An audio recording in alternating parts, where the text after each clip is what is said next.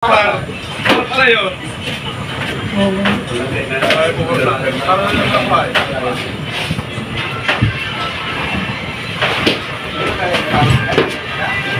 Hindi nang tirahan tao.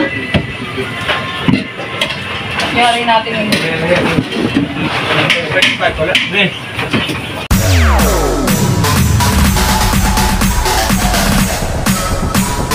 TikTok, all stop.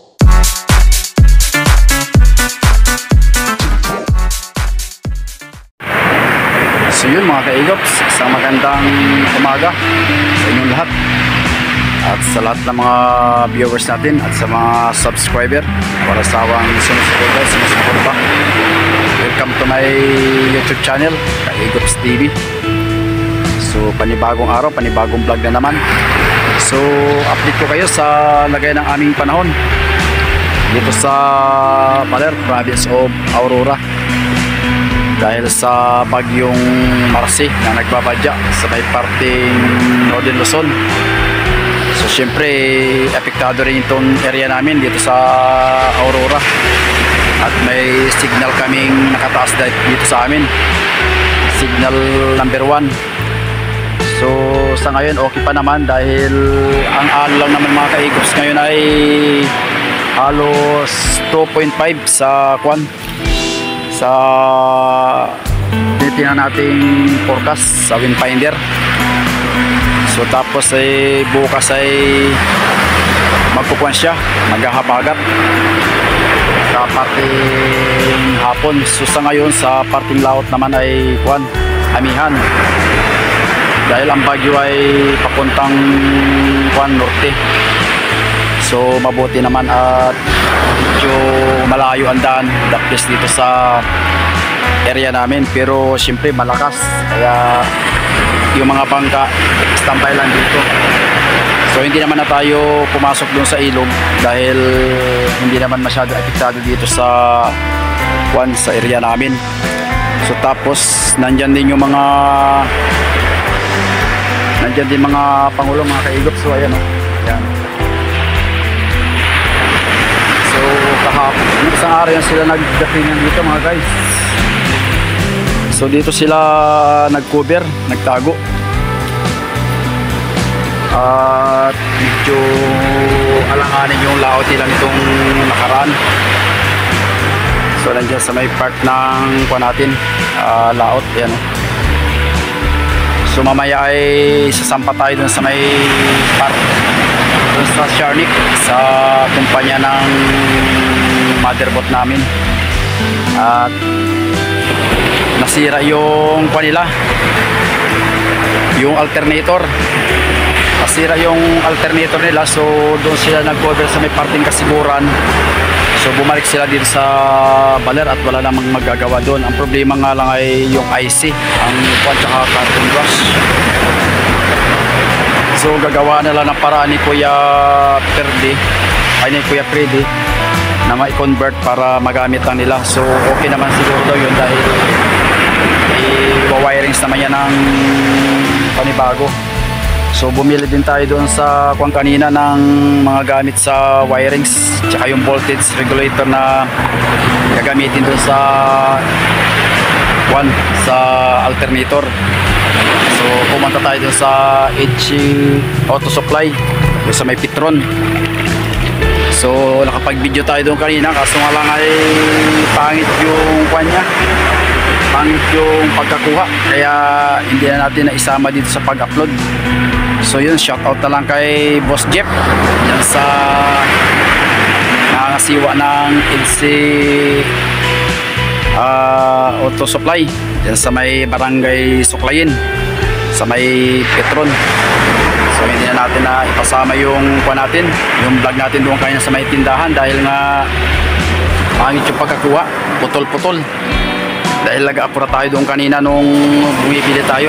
Tapos dumaan pa tayo doon sa kwan, sa kay Kuya Freddy doon sa shop niya. So iniwan muna natin yung alternator doon at dalagayan pa niya ng mga wirings. So mamaya pagkatapos noon mga kaigops, pupunta tayo doon sa kwan, sa motherboard. Lilipat tayo doon sa kanilang bangka at siya mismo ang magkakabit. So update ko na lang kayo mamaya. So sa ngayon, ang lagay ng panahon dito sa amin, okay naman. So mag-aantabay lang tayo ng ilang araw. Baka gumanda ay makasingit tayo palaot. At medyo may kalmada yata na 2 araw pag hindi nagbago ang forecast. Yung mga pangulong, ayan. So ilan yan sila? Bali 1, 2, 3, 4. So dito sila nag-cover muna at iwas sa bagyong Marce. So nakikita nyo naman siguro yung bagsak ng alon ngayon, oh, yan. Pero ngayon medyo gumanda na siya, hindi katulad kanina mga kaigops. So ito pa na siya, pahugot na yung low tide. Kaya medyo bumaba na yung gulong. Tsaka lagpas na rin yung full moon tsaka yung new moon. Kaya hindi masyadong kalakihan ang dagat. So yung ibang bangka naman dito guys, so yan nakataas na.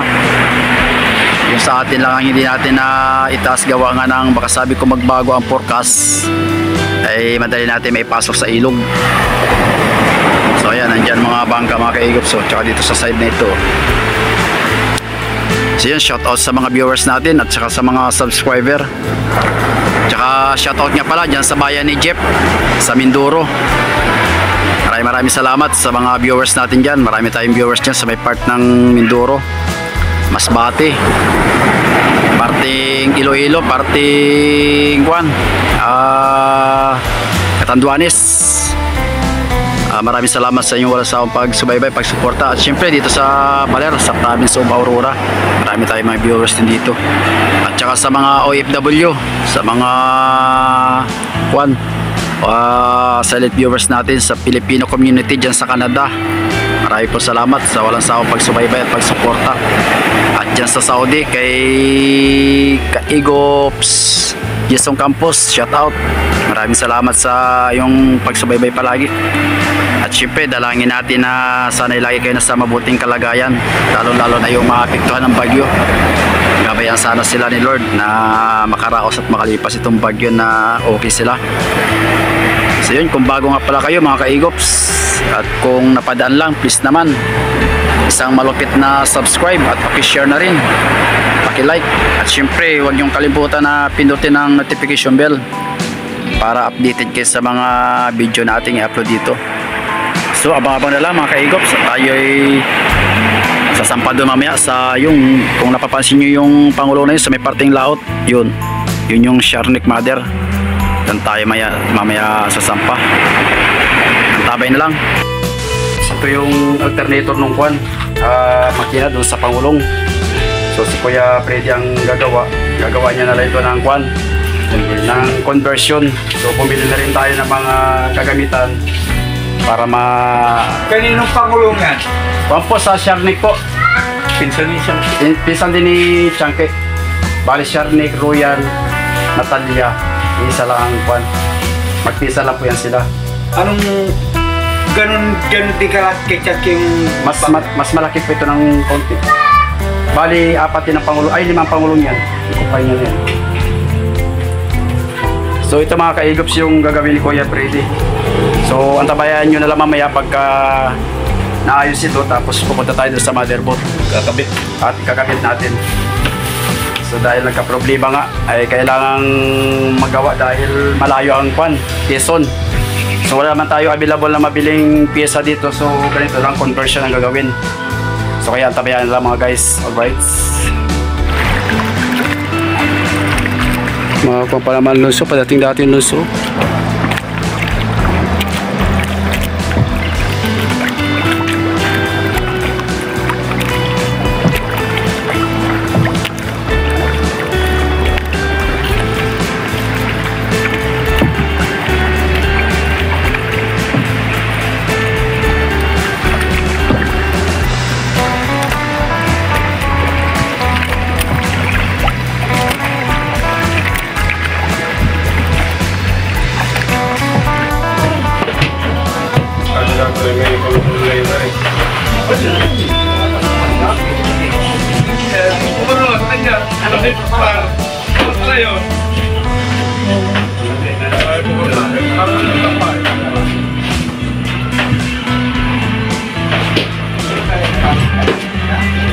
Hindi nang tirahang taon.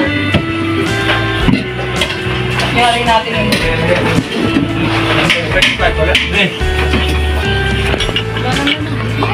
So yun mga kaigops, nandito tayo sa Sharnik. Laki pala nito. So kinakabit na mga kaigops yung alternator nung mekaniko.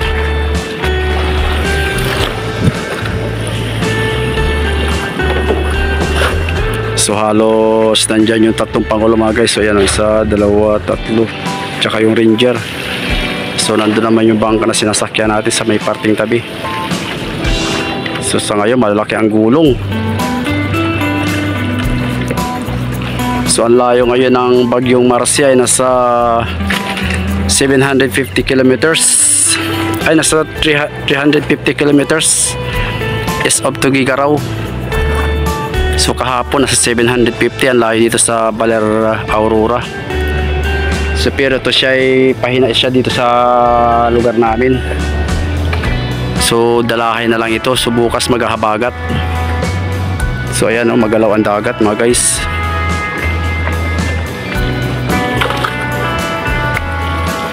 So sana makakuha na.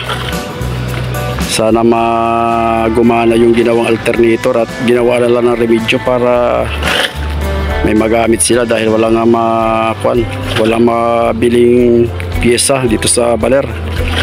So o-order pa mga 3 days pa or 5 days.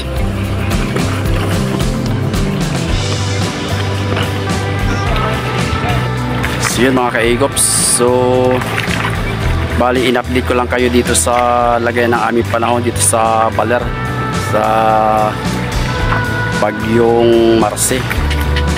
So yung kasunod niya pala na i-upload natin dahil ito muna inuna natin yung part 2 na kasunod na yung nanghuli kami ng bluefin. So yung nanguha kami ng bato sa bibot dahil yun nga kinulang kami sa malalaking bato. Tsaka siyempre yung mga kaganapan na bago dumating yung Bagyong Christine tsaka Leon. So sunod-sunod na natin i-upload yun mga guys. So hihingi ako ng konting pangunawa sa ating mga viewers na baka isipin nyo na may bagyo na kapag upload tayo ng ganong kagandang panahon. So siyempre hindi naman yan natin may upload na sabay-sabay tsaka masyado mahaba. So ito naman isiningit na natin dahil nga sa may bagyo. So nandito na tayo sa tabi. In-update ko lang kayo mga kaigops. So konting pangunawa lang po. Shout out sa inyong lahat. At sinamahan natin dito yung mekaniko dito sa bangka dahil nga inaayos nila yung alternator. So sana kahapon pa yun. So ay busy naman. So abang-abangan na lang natin mga guys kung gagana ba mamaya. At syempre ititesting din naman. So abang-abang na lang mga kaigops at tayo mag-iikot dito.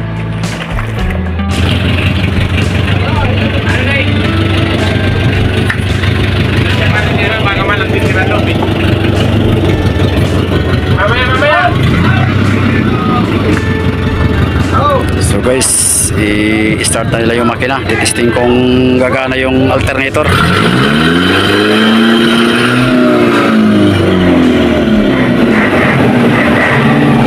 Pinandar na yung makina mga kaigops. Lobat kasi yung battery kaya hiniklas ng 4DR5.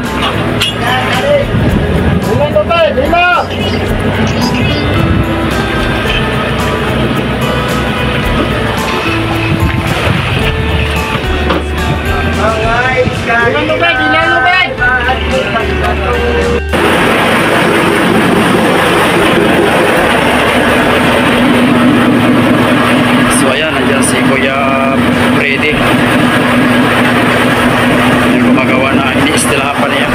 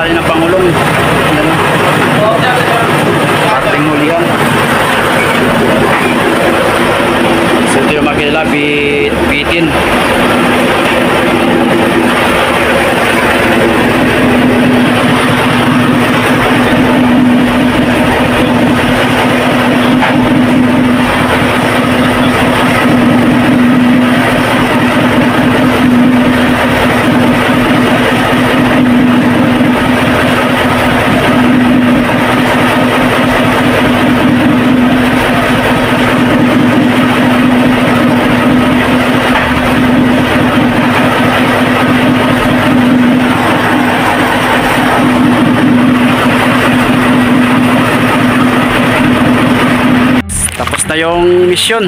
Accomplish. May start na yung makina. May karga na yung battery. Na solusyonan na yung problema ng alternator. So kami patabi na. Ayun, ito yung piston. So time check muna. Mag alas 4:30 na. Padating dati lang yung gulong eh.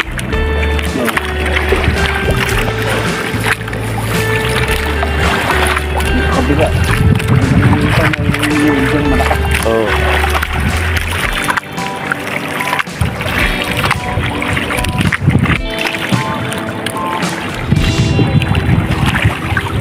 Madulas pa naman ang kwan dyan. Bagay pagka titsimpuhan lang. Yan ang mga piskins na pag yan ang nawas at pagka maaalog talagang sayang yan. Daming bangos na yan.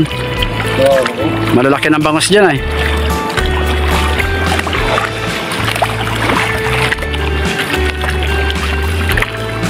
Diyan na yung bagusan. Nang mahal pa rin, ano? Oo. Na ano talaga itong mga taga-palengke, sobra. Oo. Gawawa yung ito. Doble ang presyo dyan sa kanila. Diba? Oh, lalaki ng gulong. Oh. Tsimpuhan lang doon. Oh.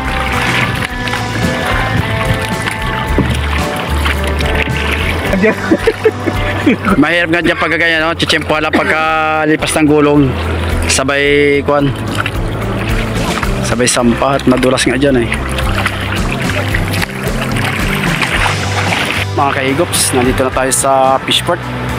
So natapos na yung pinagawa natin sa Pangulong. So tayo'y kuha na, pauwi na tayo. So yun, maraming salamat po sa inyong walang sawang pagsubaybay. Hanggang sa susunod, see you next vlog. Alright.